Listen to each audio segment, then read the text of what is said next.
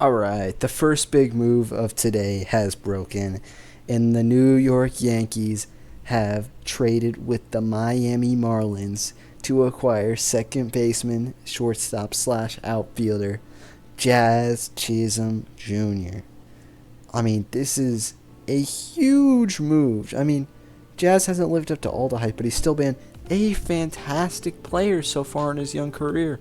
I mean, this is absolutely monumental for the Yankees. They're in a ballpark known for hitting. They need lefty bats because this year they've had some lefty bats. They have Juan Soto, who of course it's Juan Soto. Alex Verdugo has been struggling. Ben Rice, he started out really hot, been struggling as of late. He will pick it up once he readjusts to the league. They also have Austin Wells, who's really come to as a hitter. And then Jason Dominguez coming back. He's not a lefty, but he is a switch hitter. But now the Yankees have acquired Jazz Chisholm Jr. I mean, this is huge for them. Since Verdugo's done nothing over the past month, he could slot in the outfield. I mean, Glaber really hasn't done anything since the past week or two. Plus, Glaber's one of the worst, probably the worst defender in the entire league.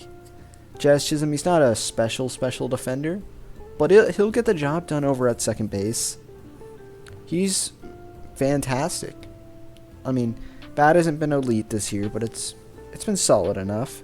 He also just brings vibes to the Yankees. The Yankees have been dead for about a month and a half. I mean, what happened to the, oh, I got that dog in me from Verdugo and Marcus Stroman earlier this year? I mean, this is an absolutely massive move for the Yankees. Brings in vibes, brings in a bat, brings in a young player. I mean, he's better than Glaber. Glaber, who knows, they might move him. $12 million on his contract, probably not as much, we're majority through the year. Cashman woke up, made a move. I mean, this is absolutely gigantic. As of right now, not sure about the trade haul, but this is a great move. I don't know how he's going to translate to New York, if I'm being honest, but I think a lot of his doubles and triples were turning to home runs. Alright, let's take a look at his StatCast. StatCast and his stats in general. This season he's hit 249, 323 on base, 407 slugs, 730 OPS, so nothing too special. But then you look at seasons in the past, 761 OPS last year, 860 the year before. And it also helped that he's coming to a really left-handed hitter-friendly park. He's had 13 home runs this year, 96 hits. So he's played basically the full season. He's played the outfield, which is not his I guess it is primary position now, but hasn't really been over his career.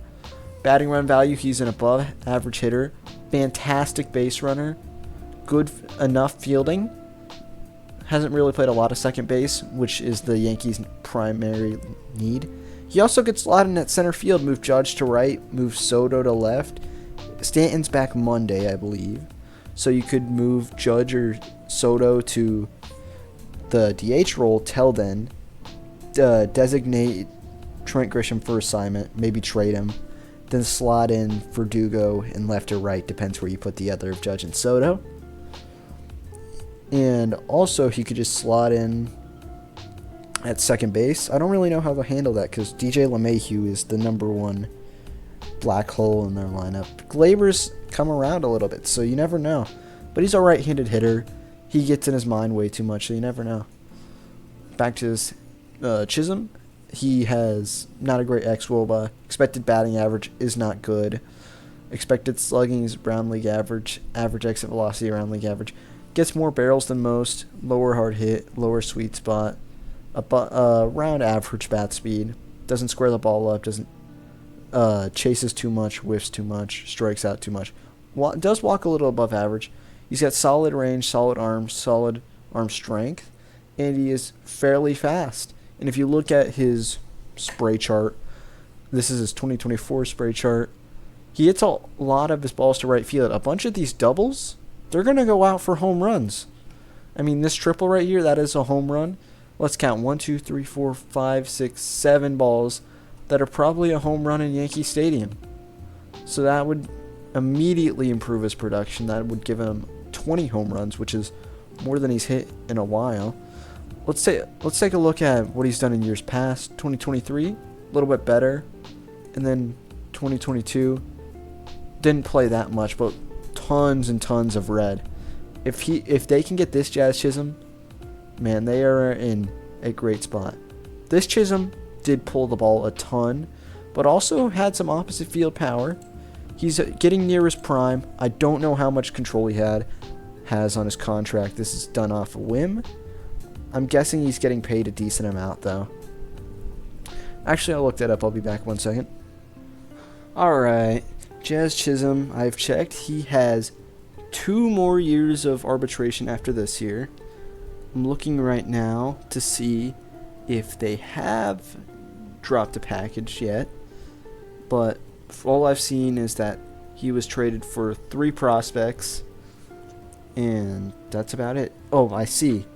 One of the main prospects, the biggest prospect, is Agustin Ramirez, who, for the Yankees, he was, I believe, a catcher, and he hit bombs. He's a great power hitter, solid hitter. He's going to translate well to the majors, and he's the Yankees' 20th ranked prospect. But that's the first out of the 3 I know, which, so far, that's decent. He's making $2.63 million this year, so not bad at all. 2 more years to ARB. So they got a good young player for a little bit. And what else was I gonna say? I don't know. Yeah, for the Yankees, I think this is a huge fit. The only thing that could have made this a better fit was if he was a third baseman.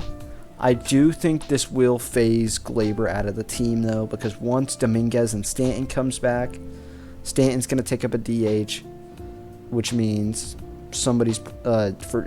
which means Grisham's guaranteed to be gone. And then once Dominguez comes back, that means probably Verdugo goes to the bench.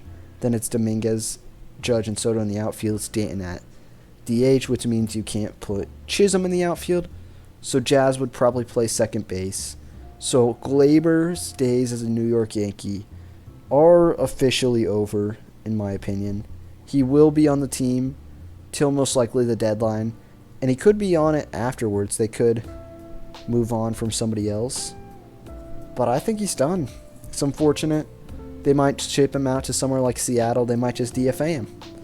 But yeah, for the Yankees, I'd say this is a A- trade, simply because the only reason it isn't an A or an A+ is because Gleyber Torres, I don't know what they're going to do with him yet. Terrible defender. Bat's just starting to come around. Not exactly what you want. I mean, it's a solid enough trade for Miami. Depends what they got. Agustin Ramirez is a good start to the package. So I'd say they probably got a good deal too. I'd say probably an A- deal for them as well. I don't know what they've fully got yet, but that's what I'll say till I know more, if Ramirez is the first pick. Also, in other news, Yimi Garcia of the Toronto Blue Jays has been traded over to Seattle. As you can see, tons of red. He's been a fantastic pitcher this year. In years past, he's been solid, but this year he has gone back to be an elite reliever. .8 whip, that's amazing. 42 strikeouts is great in 30 innings. 5 saves, 29 games, 2.7 ERA. He throws a four-seamer, a curveball, a sinker, a sweeper, a changeup, and a slider. Don't know the package off the top of my head. This is a minor trade I'm just throwing in this video. And yeah, he throws primarily fastballs, some curve, sinker, sweeper. Not really much changeups or sliders though. And then the other big enough trade is the trade of Ryne Stanek going over to the New York Mets from the Seattle Mariners. They needed a roster spot, so they traded over Stanek, who's had a solid enough years. Former Houston reliever. Hasn't really been that elite since 2022. He was alright enough last year. This year he's been solid enough. He's given them what they've paid for. He's been decent enough. And the Mets, they're on a push for it. They passed the Braves. This is big. Doesn't get a ton of ground balls. Walks too many. Hitters hit him pretty hard. His fastball is very hot, though. Does get a lot of chases, gets a lot of whiffs, strikes out above average amount. Expected ERA is way better than his current ERA. Yeah, so like I was saying, all these don't look great, but then you look at things. He's due for some progression. This is a good trade for the Mets. He throws primarily four seams, 56.6%, 20.6% split fingers, 17.1% slider, and 5.6% sinker. So overall, this is a good trade. I'd have to give it probably just a B. I mean, it's a whatever trade. It's good. They needed a bullpen. I don't know what they gave up. Unfortunately, I should have come more prepared, but I just jumped on as soon as I saw Chisholm got moved. And, oh yeah, I forgot. Let's rank the Yimi Garcia trade. I'd give this an... It's not a bat, which is what Seattle needs the most, but I'd give it probably an A. If they gave up a ton, it'd go down, but this is a great player to bring in. I love it. Thank you all so much for watching. I'll see y'all when the next big trade breaks.